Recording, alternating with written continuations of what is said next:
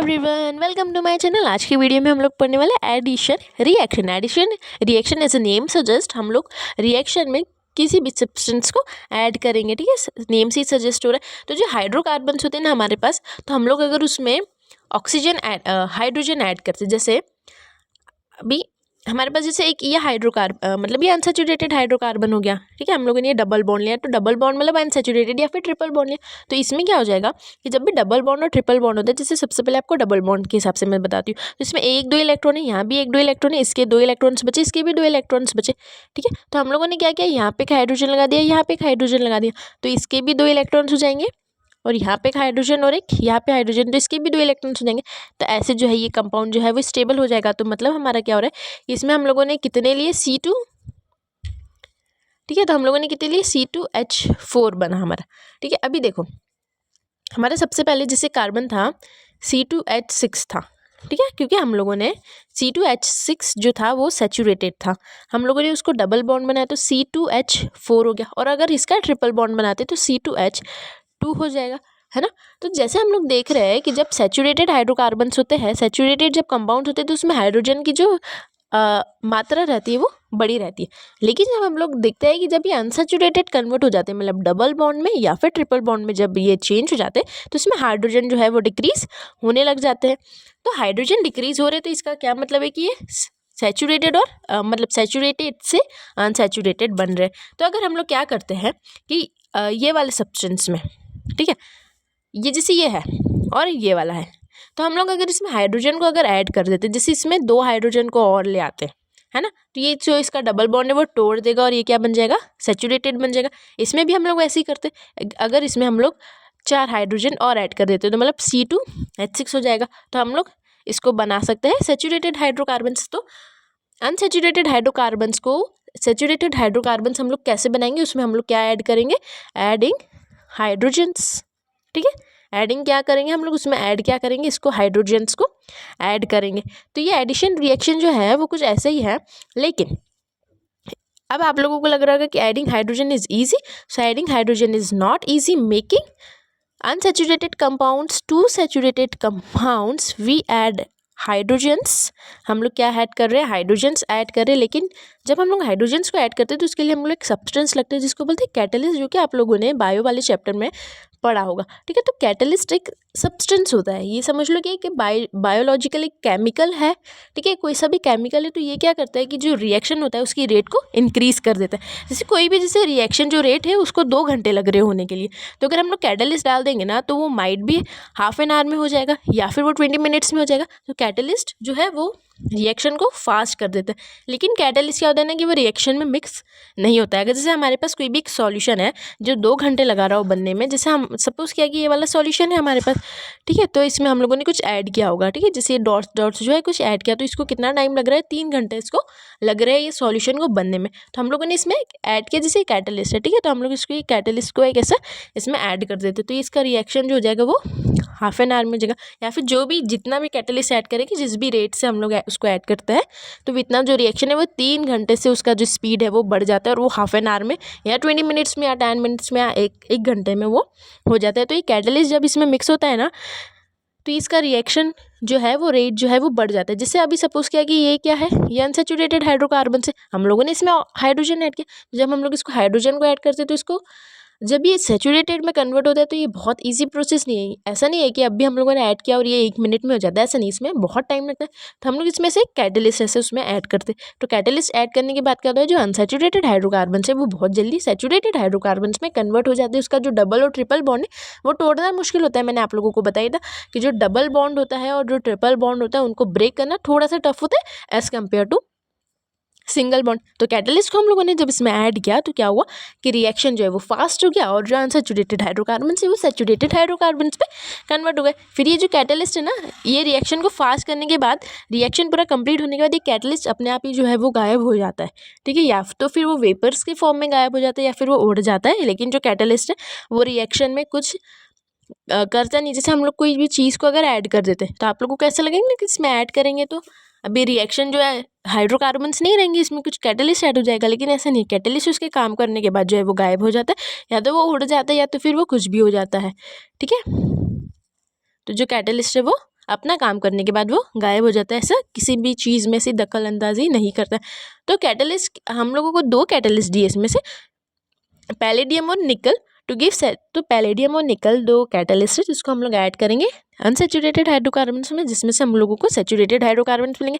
तो हम लोगों ने कौन कौन से कैटलिस्ट के बारे में पढ़ा है, सेचुरेटेड और पैलेडियम और निकल। तो अभी ये जो है ये एग्जाम के पर्सपेक्टिव से क्या है, ये इंपॉर्टेंट आ गया, तो आप लोग इसको टिक कर लेंगे। पैलेडियम और निकल जो है वो अनसेचुरेटेड हाइड्रोकार्बन्स को सेचुरेटेड हाइड्रोकार्बन्स में कन्वर्ट करने के लिए हेल्प करता है। ठीक है, तो मैंने आप लोगों को एक एग्जाम्पल से भी बता दिया है कि कैसे हम लोग उसको क्यों कन्वर्ट करते हैं, क्योंकि उसमें से हाइड्रोजन की जो है वो मात्रा जो है डिक्रीज होने लग जाती है, इसलिए हम लोग उसको सेचुरेटेड बनाते हैं। कैटलिस्ट या सब्सटेंस, तो मैंने ये भी बता दिया कैटलिस्ट जो सब्सटेंस होता है without a reaction itself being affected, मतलब वो रिएक्शन को बिल्कुल अफेक्ट नहीं करता है, वो उसके काम करने के बाद चले जाते हैं और हमारे पास जो है वो फिर प्योर हाइड्रोकार्बन्स हमको मिल जाएंगे।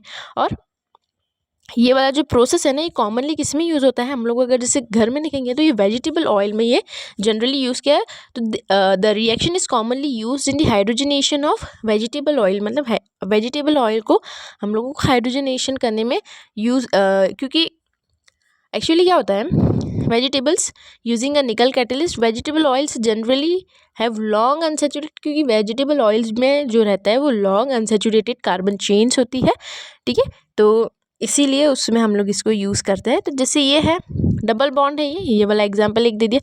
तो ये क्या है, एक डबल बॉन्ड। ये आर का मतलब ये है, आर का मतलब है कि यहाँ से बहुत बड़ी चेन है, कि यहाँ से भी चेन है, कि यहाँ से भी चेन है, और एक यहाँ से भी से चेन है, मतलब चेन जो है वो बहुत बड़ी है।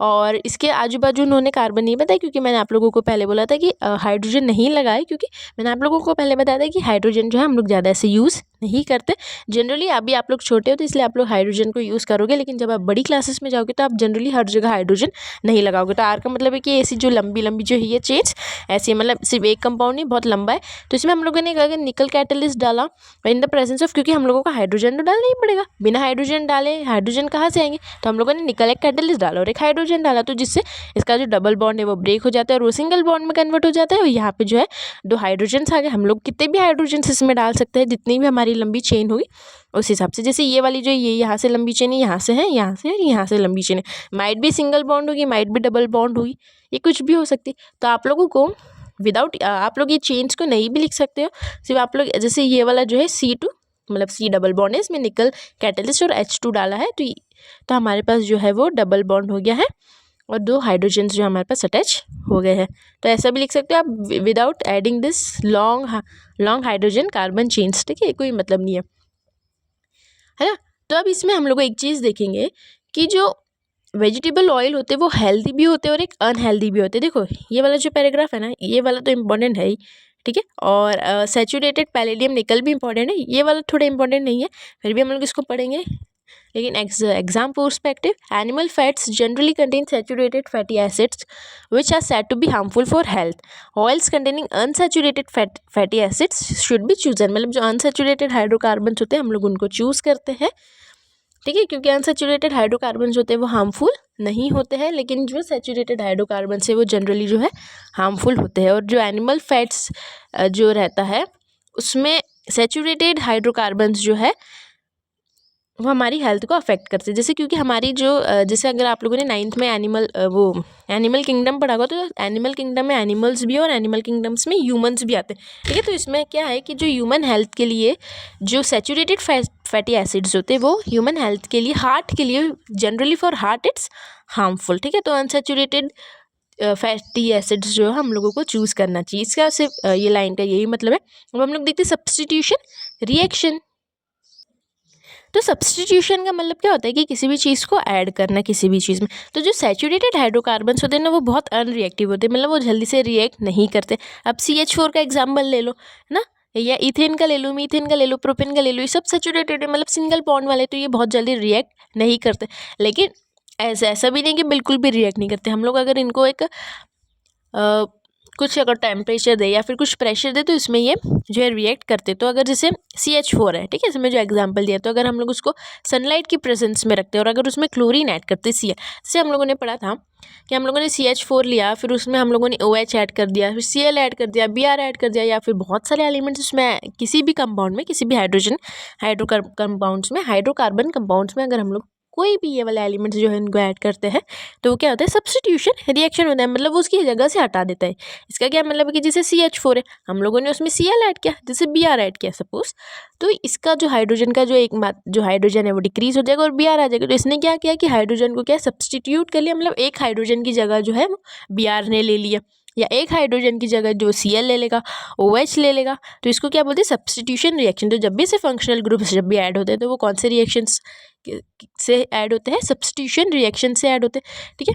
तो हम लोगों ने हाइड्रोकार्बन से लिया और उसमें क्लोरीन डाला तो वो किसको रिप्लेस करेगा, हाइड्रोजन एटम को रिप्लेस करेगा, ये हम लोगों ने पहले ही पढ़ लिया था।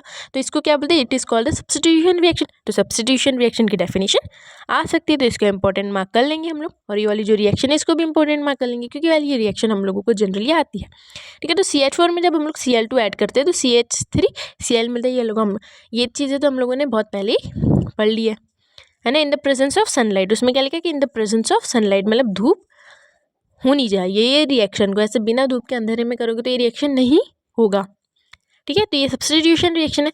अब हम लोग पढ़ेंगे some important carbon compounds, ethanol and ethanoic acid, ठीक है।